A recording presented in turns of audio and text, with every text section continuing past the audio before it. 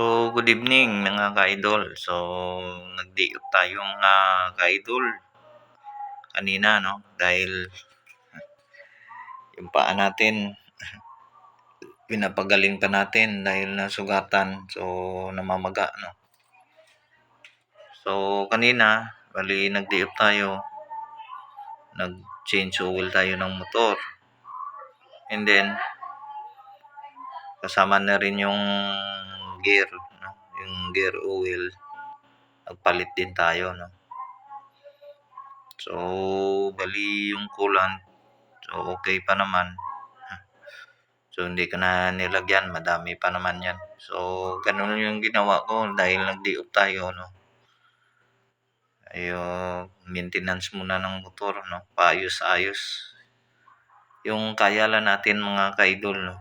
Yun ang ginagawa natin sa motor. Thank you.